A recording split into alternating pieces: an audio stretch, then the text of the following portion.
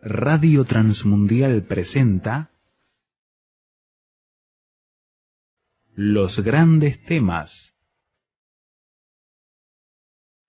Un tiempo donde el pastor Salvador de Lutri nos lleva a pensar en la problemática más profunda del ser humano. Los Grandes Temas. Nosotros comenzamos en el encuentro pasado, hablamos de cómo el rey Joacín rechazó la palabra de Dios y la quemó. Es el rechazo a la palabra. Ahora vamos a ver el rechazo al siervo de Dios. Y son dos capítulos, los capítulos 37 y 38. Pero no piensen ustedes que vamos a leer el capítulo completo, ¿no? Vamos a abrir en el capítulo 35, Jeremías capítulo 38, desde el versículo 14 en adelante. 38, desde el versículo 14 en adelante. Dice: después envió al rey Sedequías e hizo traer al profeta Jeremías a su presencia en la tercera entrada de la casa de Jehová. Y dijo el rey a Jeremías: te haré una pregunta, no me encubras ninguna cosa. Y Jeremías dijo a Sedequías: si te lo declarase, ¿no es verdad que me matarás? Y si te diere consejo, no me escucharás. Y juró el rey Sedequías en secreto a Jeremías, diciendo: vive Jehová, que nos hizo esta alma, que no te mataré ni te entregaré en mano de estos varones que buscan tu vida. Entonces dijo Jeremías a Sedequías: así ha dicho Jehová, Dios de los ejércitos, Dios de Israel: si te entregas enseguida a los príncipes del rey de Babilonia, tu alma vivirá, y esta ciudad no será puesta a fuego, y vivirás tú y tu casa. Pero si no te entregas a los príncipes del rey de Babilonia, esta ciudad será entregada en mano de los caldeos, y la pondrán a fuego, y tú no escaparás de sus manos. Y dijo el rey Sedequías a Jeremías: tengo temor de los judíos que han pasado a los caldeos, no sea que me entreguen en sus manos y me escarnezcan. Y dijo Jeremías: no te entregarán. Oye ahora la voz de Jehová, que yo te hablo, y te irá bien, y vivirás. Pero si no quieres entregarte, esta es la palabra que me ha mostrado Jehová. De aquí que todas las mujeres que han quedado en casa de Israel de Judá serán sacadas a los príncipes del rey de Babilonia. Y ellas mismas dirán: te han engañado y han prevalecido contra ti tus amigos, hundieron en el cielo tus pies, se volvieron atrás. Sacarás pues todas tus mujeres y tus hijos a los caldeos, y tú no escaparás de sus manos, sino que por mano del rey de Babilonia serás apresado, y a esta ciudad quemará fuego. Y dijo Sedequías a Jeremías: nadie sepa estas palabras y no morirás. Y si los príncipes oyeren que yo he hablado contigo y vinieren a ti y te dijeren: decláranos ahora que hablaste con el rey, no nos lo encubras y no te mataremos, asimismo que te dijo el rey, les dirás: supliqué al rey que no me hiciera volver a casa de Jonatán para que no muriera allí. Y vinieron luego todos los príncipes a Jeremías y le preguntaron, y él le respondió conforme a todo lo que el rey había mandado. Con esto se alejaron de él, porque el asunto no se había oído. Y quedó Jeremías en el patio de la cárcel hasta el día en que fue tomada Jerusalén, y allí estaba cuando Jerusalén fue tomada. Hasta aquí nada más en la lectura. Vamos a ubicarnos primero un poco en la historia, para entender qué es lo que pasa. ¿Recuerdan ustedes esto? Jeremías profetizó durante el reinado de 5 reyes. Realmente de los 5 reyes, 3 son los importantes: Josías, Joacín y Joaquín. Los otros estuvieron 3 meses, fueron de transición. Josías estaba en el comienzo y no tiene tanta injerencia en el proceso, pero sí Joacín y Sedequías. Joacín fue el que quemó la palabra de Dios. Y Sedequías, que está en los últimos 11 años, es el que se levanta contra el profeta. Ahora, hay que tener en cuenta al leer estos 2 capítulos el 37 y el 38, hay que tener en cuenta que hay 4 grupos, o 4 factores que son los que caminan. En primer lugar está el pueblo, y hay que ver cómo piensa el pueblo. En segundo lugar están los funcionarios, que están detrás, y piensan distinto. En tercer lugar está el rey, Sedequías, que no comparte muchas cosas con los funcionarios. Y en cuarto lugar está Jeremías. Quiere decir que en estos 2 capítulos, estos 4 grupos son los que se mueven, ¿m?, y son los que actúan. Entonces vamos a hacer un recorrido por estos capítulos. Después ustedes los pueden leer en su casa con tranquilidad, pero vamos a hacer un recorrido por los capítulos. Sedequías fue puesto por Nabucodonosor y fue un rey contradictorio. Ustedes leen la historia de Sedequías y Sedequías es un débil puesto en el gobierno. Fíjense ustedes, por ejemplo, vamos a mirar un poco el reinado de Sedequías. En el capítulo 37 hay 2 versículos que definen qué pasaba con Sedequías. El primero es esto: pero no obedeció ni él ni sus siervos ni el pueblo de la tierra a las palabras de Jehová, la cual dijo por el profeta Jeremías. Es decir, yo no voy a hacer esto. Por el otro lado, inmediatamente, versículo 3 dice: y envió el rey Sedequías para que dijesen al profeta Jeremías: ruega ahora por nosotros a Jehová nuestro Dios. Esto lo define, ¿no es cierto? Yo no voy a hacer la voluntad de Dios, pero por el otro lado, deseo que Dios me bendiga. Y ustedes van a ver que él es un hombre que oscila siempre entre estas 2 opiniones. Y es muy común en tiempo de decadencia usar la oración como un amuleto para que me vaya bien, pero no hacer la voluntad de Dios. Entonces creo que con la oración soluciono el problema, es lo que está pidiendo. Ahora, el momento que le toca vivir es un momento también muy difícil. ¿Por qué? El versículo 5 dice: y cuando el ejército de Faraón había salido de Egipto, llegó noticias de ello a oídos de los caldeos que tenían sitiada Jerusalén y se retiraron de Jerusalén. ¿Qué pasaba? Que en el momento que él está reinando, los caldeos avanzan sobre Egipto. En el avance, en el medio, tienen la ciudad de Jerusalén, la rodean. Conquistan, la idea es, conquistamos Jerusalén, después enfrentamos a Egipto. Como buenos estrategas, no dejemos nada en el camino que nos pueda atacar por la espalda. Entonces, tenemos que ir limpiando. Tienen rodeada Jerusalén, pero Egipto sale. En el momento que Egipto sale para enfrentarlos, ellos entonces dejan el sitio de Jerusalén y retroceden. Ese momento es un momento crítico, porque ya el enemigo está a las puertas. Y el retroceso es simplemente un retroceso estratégico, porque salió del otro lado de Egipto. Entonces, vuelven para atrás, pero Egipto es débil, y Jeremías le está diciendo: miren que Egipto es débil, no se apoyen en Egipto porque Egipto es débil, va a ser vencido finalmente.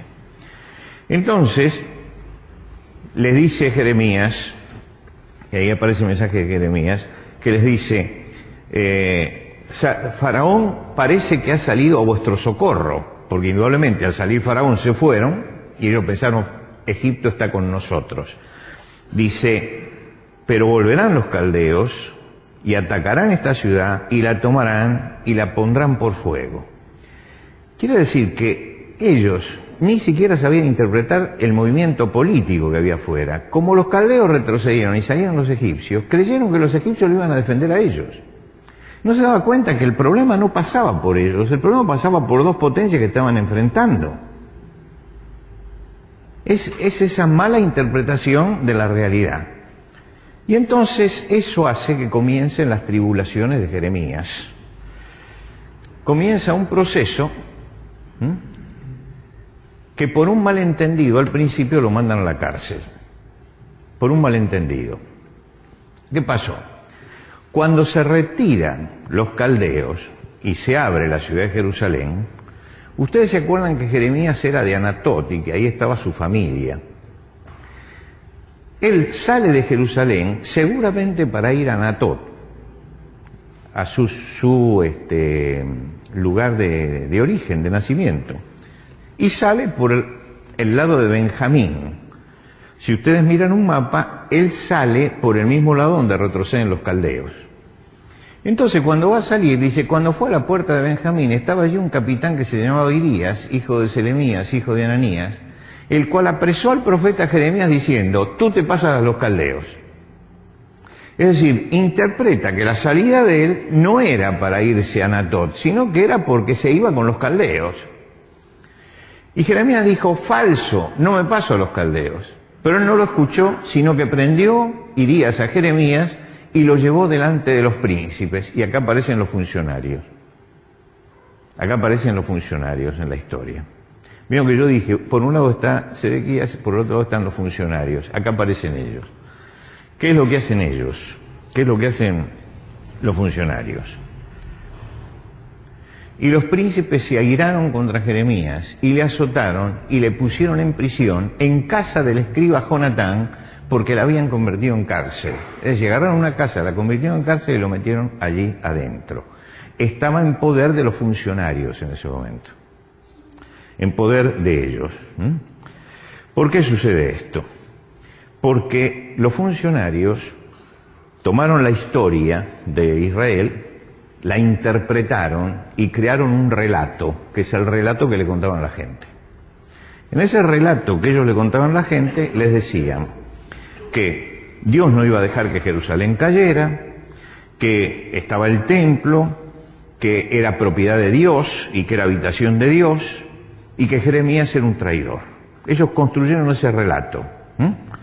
Es decir, cuando llega la posmodernidad, como lo llamamos nosotros, se habla de que han caído los grandes relatos, los mega relatos. ¿Qué es esta caída de los relatos? Bueno, que la posmodernidad dice, la Biblia es un gran relato, es el relato cristiano, es la base, vamos a decirlo en términos políticos, ideológica de los cristianos. El marxismo tiene también su relato, el Capital, por ejemplo, ¿no? Estos relatos y se cayeron. Al olvidarse de estos relatos, cada sector hace su relato. Y en ese momento pasaba así. Se habían olvidado de la palabra de Dios, que era el gran relato de Dios, y construyeron ellos un relato a su medida. Entonces le enseñaban esto al pueblo. Esto no va a caer, acá está el templo de Dios, Dios está con nosotros, esto no va a caer. Y encarcelaban a Jeremías, ¿por qué? Porque Jeremías no aceptaba el relato de ellos, Jeremías creía en el relato de Dios.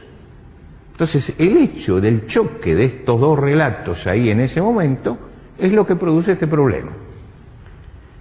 ¿Por qué lo meten preso? Porque él está hablando de lo otro. Porque en alguna forma eso que ellos han inventado, que ha dejado al pueblo conforme, que ha dejado al pueblo tranquilo, ellos quieren sostenerlo hasta el fin. Y Jeremías es como el quinta columnista. Quiere decir que Jeremías avanza y dice, ese relato es falso. Pero ese relato lo sostiene todo el poder, lo sostienen todos los funcionarios. Entonces cae en manos de los funcionarios, lo meten preso y él está en una situación difícil, porque él está diciendo, no, lo que le están contando es un cuento. Y entonces, ¿qué es lo que pasa? Y habiendo estado allí Jeremías por muchos días, el rey Sedequías envió y le sacó. Y le preguntó al rey secretamente en su casa. ¿Por qué secretamente? Porque el rey trabajaba al margen de los funcionarios. Cuando nosotros leímos al final, ustedes ven que el rey le dice, si vienen los funcionarios no le digas esto que estuvimos hablando. Quiere decir que ahora viene el rey y le dice, hay palabra de Jehová. Y Jeremías dijo, hay. Y dijo más, en mano del rey de Babilonia serás entregado. Él persiste en la palabra de Dios. El rey se acerca y Jeremías le dice, esto es lo que Dios ha dicho. Ahora se lo dice al rey. Ahora Jeremías aprovecha ese momento. Aprovecha ese momento en que si el rey se acercó para preguntar por la palabra de Jehová, quiere decir que él no está tan convencido del relato que le cuentan los funcionarios. Que él tiene una lucha interna en ese momento. Y por eso va y le pregunta a Jeremías. Y Jeremías aprovecha el momento y le hace unas preguntas también él al rey. Le pregunta, ¿cuál es el pecado para que yo esté en la cárcel? ¿Dónde están los falsos profetas que han hablado todo lo demás? En este momento en que que decían los caldeos nunca se van a acercar y estuvieron rodeando la ciudad. ¿Dónde están los falsos profetas? Y pide que no lo manden a la casa del escriba porque allí va a morir.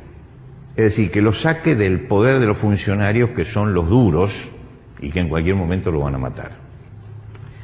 Sedequías accede y entonces lo saca de ahí y lo manda que esté en el patio de la cárcel, que es mucho. A nadie lo mandan al patio de una cárcel, cuando lo mandan al calabozo, ¿no? Pero lo mandan allí. Lo que quiere decir que en ese momento Sedequías le está haciendo un favor también a él, sacarlo de la mano de los funcionarios que lo han metido en la cárcel de ellos. Ahora, ¿qué pasa? Del patio tiene que ir a la cisterna. Dice, cuando llega al patio tiene que hablar. Y habla con la gente y con el pueblo que se acerca a la cárcel. Y le dice Jeremías, así ha dicho Jehová, de cierto será entregada esta ciudad en mano del ejército del rey de Babilonia y la tomará. Y dijeron los príncipes al rey, estos son todos los funcionarios, muera ahora este hombre, porque de esta manera hace desmayar las manos de los hombres de guerra que han quedado en la ciudad y las manos de todo el pueblo, hablándole tales palabras, porque este hombre no busca la paz de este pueblo, sino el mal. Quiere decir, van al rey y le dicen, este hombre hay que condenarlo a muerte. Y el rey, en ese momento, si ustedes leen el pasaje, en ese momento, el rey le dice, yo no tengo poder sobre ustedes. Y ahí se muestra que hay una división, porque él es un rey títere, lo pusieron ahí. Hagan lo que ustedes crean conveniente. Entonces, ¿qué hacen? Toman a Jeremías y hay una cisterna en ese lugar, una cisterna que está vacía, que no tiene agua, pero tiene lodo abajo, y lo bajan a la cisterna. ¿Cuál es el sentido de bajarlo a la cisterna? Lo metemos en este pozo sin comida. Y con la humedad, ¿cuánto tiempo va a durar? Y lo mandan justamente para matarlo.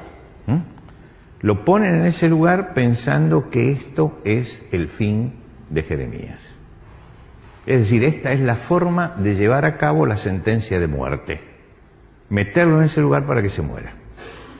Fíjense que cuando el rey lo manda al patio de la cárcel, le dice que mientras estén los panaderos haciendo pan en la ciudad, le den un pan a Jeremías, lo que quiere decir que estaban en un racionamiento extremo.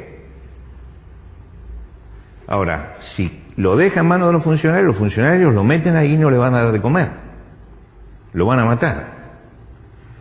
Y entonces en ese momento es que aparece un etíope providencial que está en ese lugar, que se llama Ebed-Melech, y el etíope se da cuenta de lo que pasa e intercede delante del rey para que saquen a Jeremías. Y hay una descripción de cómo lo sacan, porque le tienen que tirar unas sogas y le tiran algo de ropa para que se coloque debajo de las axilas, para que las sogas puedan levantarla, porque está en medio del lodo.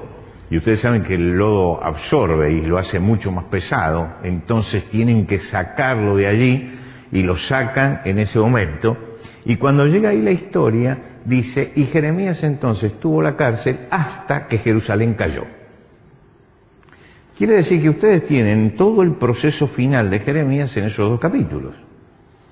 Pero fíjense ustedes todo lo que hizo. Lo llevan a la cárcel por un malentendido que aprovechan los funcionarios porque se tiene que callar la boca. Lo pone el rey en el patio de la cárcel y sigue hablando, por lo tanto aparecen los funcionarios y del patio lo mandan a la cisterna, y ahora tiene que aparece este etíope que intercede ante el rey y el rey lo saca de allí. Pero lo que nosotros leímos hoy es justamente el diálogo final que él tiene con el rey. el diálogo final. Es decir, la parte que nosotros leímos es cuando él se enfrenta en el diálogo final del rey, donde el rey se acerca y le dice el diálogo final con Sedequías. Y dijo el rey a Jeremías: te haré una pregunta, no me encubras ninguna cosa. Ustedes se dan cuenta que el rey no está convencido de lo que le está diciendo al pueblo, porque insistentemente pide oración, va a hablar con él, le pregunta. Es decir, Sedequías es un hombre débil, que no se decide a nada, y entonces le dice: no me encubras ninguna cosa. Y Jeremías dijo a Sedequías: si te declarare, ¿no es verdad que me matarás? Y si te diere consejo, no me escucharás. Es decir, Jeremías le dice: mire, si digo la verdad, acá me quieren matar. Y si les doy un consejo, no lo siguen. Así que ¿para qué vamos a hablar? ¿Para qué vamos a hablar? ¿Para qué entonces me está consultando? ¿Por qué? Porque si le digo la verdad y me va a matar, y si le doy un consejo y no lo va a cumplir, ¿para qué vamos a hablar? Y entonces el rey le garantiza a Jeremías que va a respetar la integridad física de Jeremías, que no lo matará ni lo va a entregar a los funcionarios. Ustedes vieron que al final, cuando se despide el rey, le dice que cuando vengan los funcionarios le diga que han hablado esto, pero no todo lo que hablaron. Quiere decir que el poder del rey estaba totalmente disminuido en ese momento. Entonces el mensaje de Jeremías es, cuando le dice: bueno, te garantizo eso. ¿Cuál es el mensaje? El mensaje es esto: si Sedequías se entrega a Babilonia, va a salvar él la vida, va a salvar su familia la vida, y se va a salvar la ciudad. Jeremías no es un traidor, pero él se da cuenta que ese pueblo se ha ido tanto que tiene que recibir un castigo de Dios.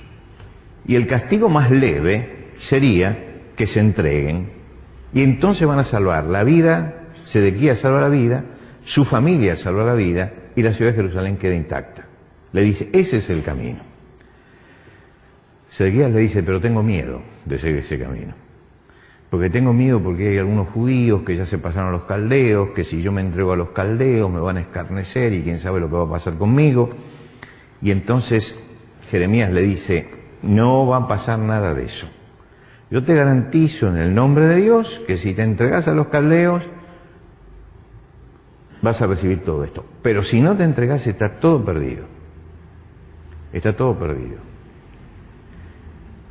Las mujeres, dice, serán entregadas a los caldeos, y ellas van a decir, lo puse en versión popular, porque está en verso, en el original está en verso, ¿no? Como si hubiera hecho una... Los mejores amigos del rey lo engañaron y lo vencieron. Sería, los funcionarios prevalecieron sobre él.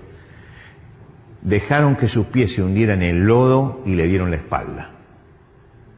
Es decir, a mí me pusieron en el lodo, pero ahora te están poniendo a vos en el lodo y me están dando la espalda. Quiere decir que cuando llega acá, ya el diálogo se ha terminado. Ya dijo Jeremías la última palabra y lo dijo delante de la máxima autoridad. Ahora, vamos a detenernos en los cuatro grupos para mirar un poco la actitud espiritual. Los funcionarios elaboran una mentira y la proclaman.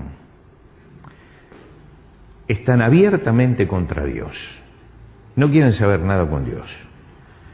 Ellos no solamente no quieren saber nada con Dios, sino que no consideran la propia historia. Porque la historia misma le dice que Israel fue sacudido terriblemente cuando desobedeció, y no los libró ni siquiera el tener el arca del testimonio con ellos. No lo libró. En tiempos de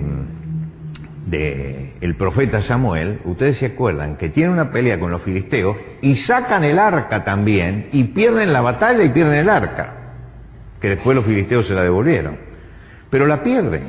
Lo que quiere decir que si ellos hubieran analizado un poquito la historia es maestra también de lo que va a venir. Bastaban que miraran un poco la historia para darse cuenta que el hecho de tener el templo no significaba absolutamente nada. pero son rebeldes y son obcecados contra Dios, y entonces ignoran la historia, ignoran el razonamiento y no ven la realidad. La realidad es que los caldeos eran un imperio creciente que estaba llevándose a todos los pueblos por delante. Y si ellos estaban rebeldes contra Dios, Dios no los iba a defender por más que tuvieran el templo. Y eso no lo entendían ellos, porque ellos estaban contra Dios directamente. Ellos habían hecho un relato y ese relato era el que predicaban. Y querían que todos aceptaran lo que ellos decían. Por otro lado está el pueblo. El pueblo prefiere el relato de los funcionarios porque es positivo. Porque entre decir, esto se va a caer, miren que esto se cae, y aparece alguien que dice, no se va a caer, ¿usted qué quiere creer? Que no se va a caer. Quiere decir que se confundía el razonamiento con la expresión de deseos. El razonamiento con la expresión de deseos. Si yo estoy yendo en un avión y se paran todos los motores, ¿no es cierto?, lo más probable es que se caiga. El razonamiento me dice eso, pero si yo digo no se va a caer, estoy haciendo que mi expresión de deseos esté por encima del razonamiento. Y esto pasa mucho con la gente, que de pronto quieren escuchar ciertas cosas que los conformen, que los dejen bien, antes que ver la realidad. Vayan ustedes a un médico y consulten con un médico qué pasa cuando le tienen que decir a una persona que tiene una enfermedad grave o una enfermedad terminal. Lo primero que hacen es negarla. Es decir, no, el médico no sabe nada porque me dice esto, lo otro. Después se les empieza a imponer la realidad, pero lo primero es rechazarlo. Primero es levantarse contra eso. ¿Por qué? Porque prefieren el relato que los conforma. Y el pueblo prefiere el relato de los funcionarios, se apoyan en la mentira, pero eso los hace sentir, los halaga, porque nosotros tenemos el templo de Dios, y les da una engañosa tranquilidad, y se resisten a la verdad desnuda. Esto pasa en todos los pueblos. Esto pasó en Argentina, por ejemplo, durante la Guerra de las Malvinas. Nadie quería aceptar la realidad. Masivamente la gente se negaba a aceptar racionalmente que lo que se había hecho era una barbaridad, que iba a morir gente. Pero el rechazo a eso, de los pocos que decíamos, no, miren que esto termina mal, desde el primer día lo decíamos, nos teníamos que callar la boca porque perdíamos amigos, perdíamos todo. Porque la gente no quería aceptar la realidad de que eso estaba perdido desde el primer día. Y que era preferible parar lo antes posible porque iba a morir gente. Y allí dejaron 700 jóvenes muertos en las Malvinas, quedaron allí. ¿Por qué? Porque el pueblo aceptó un relato falso. Le contaron una cosa que no era. Y eso pasa siempre, es decir, la verdad tiene que estar, es dura, pero la verdad no es fácil aceptarla, pero la verdad siempre es sana. El pueblo no quería la verdad. En medio de todo esto estaba Sedequías. Y Sedequías es el típico hombre natural, que está en una lucha interior. Se resiste a la voluntad de Dios, pero consulta al profeta. Se resiste, pero consulta. Es la reacción del pecador que no quiere hacer la voluntad de Dios, pero quiere escucharla. La escucha, pero no la quiere hacer. Y hay mucha gente que vive en esa dualidad, de escuchar y no querer hacer. Es una lucha entre la naturaleza humana y la obra del Espíritu Santo. ¿Por qué el rey iba a buscarlo a Jeremías insistentemente? ¿Por qué le decía que quería orar? ¿Por qué 2 veces va a hablar con él? ¿Por qué lo hace en secreto? Porque en el fondo el Espíritu de Dios estaba trabajando en él y no lo dejaba tranquilo. Pero por el otro lado estaba la naturaleza humana que se resistía a dar un paso hacia adelante. Y lo más importante de todo esto, ¿quién es? Es el cuarto protagonista, porque ya sabemos cómo son los funcionarios, cómo es el pueblo, cómo es Sedequías, pero el cuarto protagonista es Jeremías. Y en Jeremías se ve su humanidad, no es un héroe, No es un héroe, porque le pide al rey que lo saque de la prisión para salvar la vida. Y ahí muestra toda la debilidad humana. Porque Dios trabaja con hombres, no trabaja con Superman, trabaja siempre con hombres. Pero está comprometido con la palabra de Dios. Y tiene que proclamar esa verdad que es dolorosa, que le gana enemigos, que es molesta y que lo lleva a la cárcel, pero es la verdad de Dios. ¿Y qué hace Jeremías? Y Jeremías tiene la valentía de, a pesar de ser un hombre con temores y que tiene que pedirle el favor al rey que lo saque de ese lugar, entiende que el compromiso que él ha tomado con Dios es decir siempre la verdad, cueste lo que cueste. Y entonces él sabe cuál es el precio de la verdad, pero la dice. Porque cree que la palabra de Dios es el relato de Dios para los hombres. Y entonces se levanta solitario, porque fue un hombre solitario, hablando permanentemente la palabra de Dios. Y sigue todo un proceso, Jeremías, de persecución dolorosa, en la cárcel, en la cisterna, condenado a muerte, azotado, pero lo sigue hasta el final porque esta es la palabra de Dios. Este es el hombre verdaderamente comprometido. Ese que ha entendido el problema. Miren, la tierra es un campo de batalla moral y espiritual.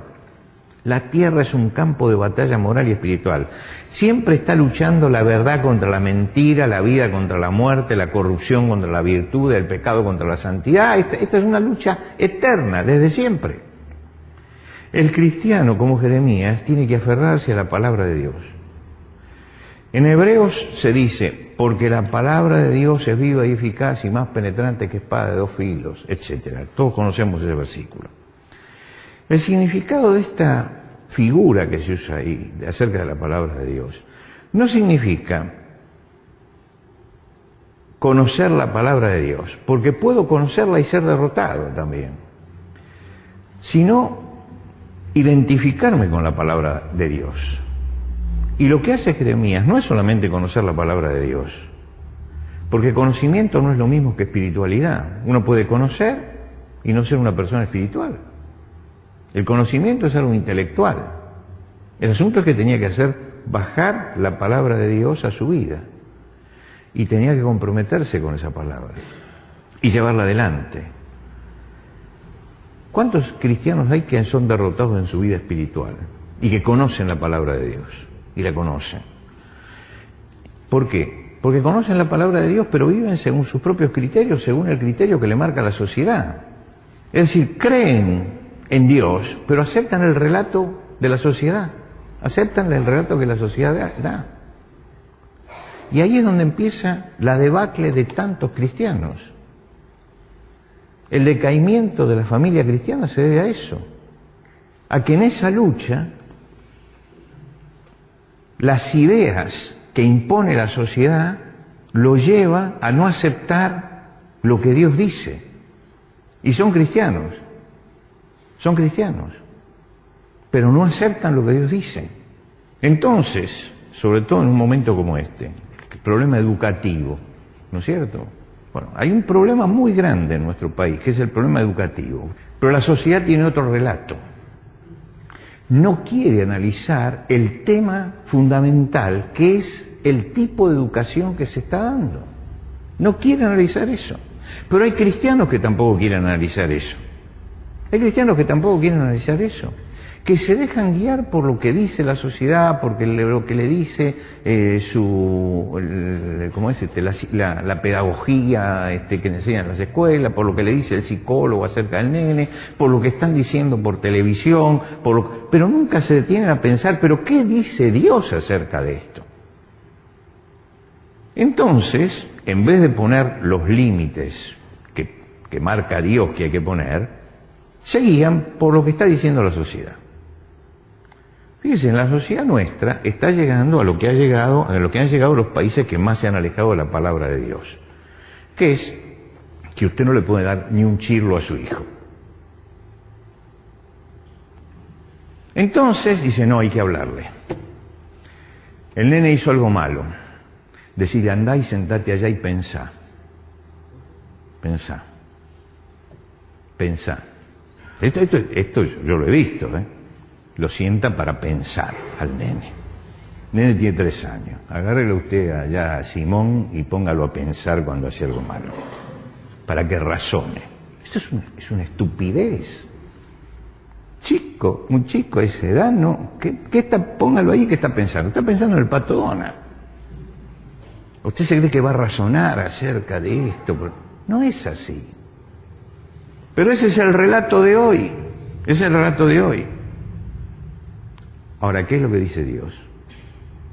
Esta es la pregunta que nos tenemos que hacer. ¿Qué es lo que dice Dios? ¿Qué era lo que hacía Jeremías? Bueno, estoy en el medio del relato, esto cuesta, pero yo tengo que decir y tengo que hacer lo que dice Dios. Y Dios dice esto, y esto te va a costar, y bueno, me va a costar, pero esto es lo que dice Dios.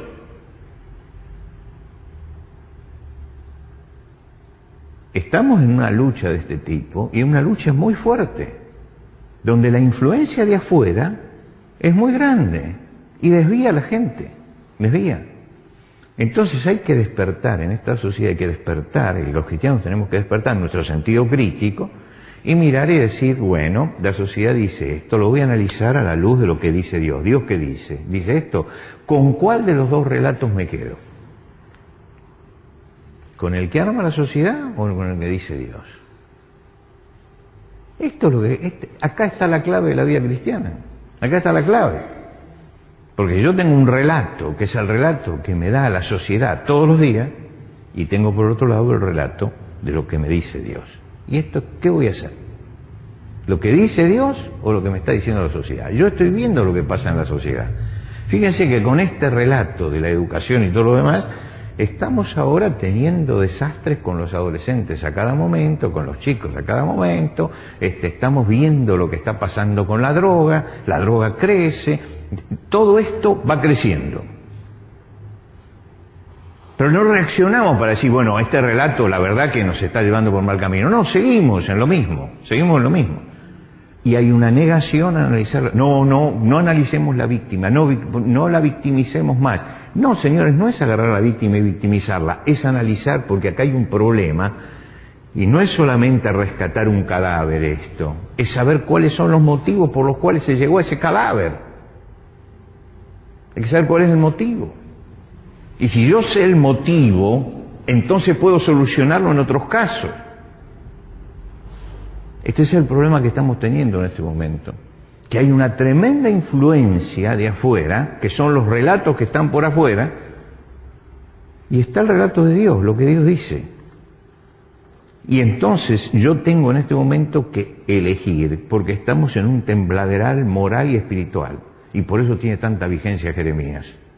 Porque Jeremías es el gran profeta que dice, hay una desorientación moral tremenda en este pueblo, hay una desorientación espiritual, y yo tengo que asumir mi condición de fidelidad a Dios. Yo soy un siervo de Dios.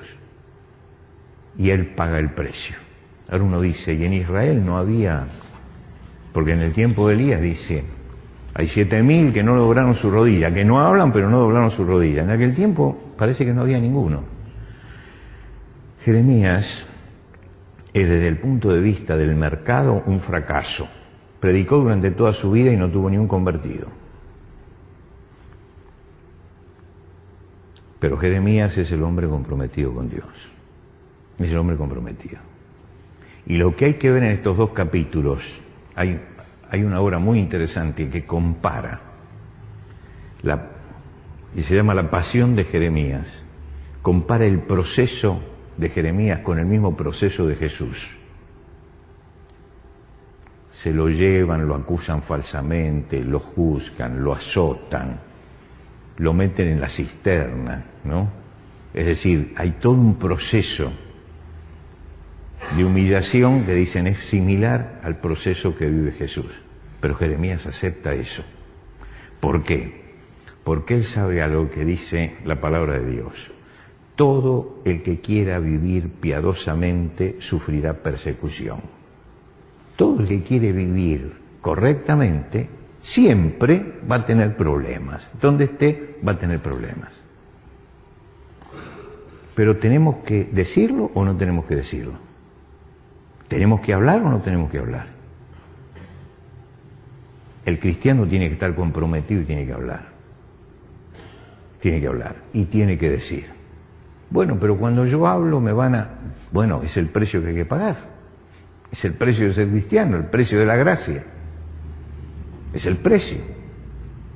Porque si todo se viene abajo y nosotros decimos yo conozco la verdad y me callo, no estoy siendo fiel. La fidelidad es que yo tengo que abrir la boca. Y claro que cuesta abrir la boca. Cuesta abrir la boca porque uno sabe el precio que tiene que pagar por eso. Todo el que quiera vivir piadosamente va a sufrir. Pero hay que llevar adelante el sufrimiento. Y hay que decir, yo esta verdad no la vendo, no claudico. Y esto fue lo que hizo Jeremías en su tiempo. Y por eso se levantó realmente como un ejemplo en su época, un ejemplo que no va a decir al final a los cautivos que se fueron, no va a decir, bueno, yo les dije, sino que va a tomar una actitud también cristiana en ese momento, diríamos hoy, ¿no? Una actitud de hombre de fe, aún en el momento de la caída. Por eso nos quedan dos cosas para ver de Jeremías. Quedan muchísimas cosas más, pero en el pantallazo general que estamos haciendo, queda por ver la actitud de Jeremías frente a los que fueron cautivos en todo ese tiempo, y queda por ver el lamento de Jeremías, porque Jeremías tiene dos libros en la Biblia, este y las Lamentaciones. El libro que sigue es el gran poema de Jeremías, donde él muestra su corazón y cómo ver la situación en el momento de la caída de Jerusalén. Señor, te rogamos esta noche que la palabra tuya eche raíces en nuestros corazones, que podamos tener buena tierra en nuestro corazón para aceptar la palabra tuya. Te agradecemos, Señor, por este ejemplo que tenemos en este profeta de la antigüedad, un hombre que tuvo que afrontar el sufrimiento para mantener en alto la palabra de Dios. Y te rogamos que cada uno de nosotros podamos ser dignos del ejemplo que da Jeremías. Bendícenos, Señor, para que así sea. Te lo rogamos por Cristo Jesús. Amén. Que Dios le bendiga.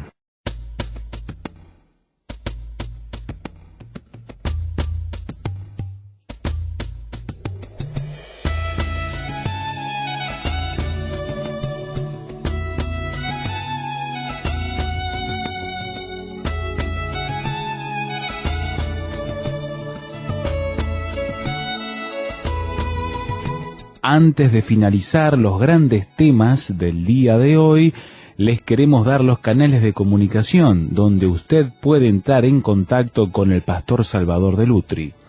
Por carta, hágalo a Los Grandes Temas, casilla de correo 5051, Montevideo, Uruguay.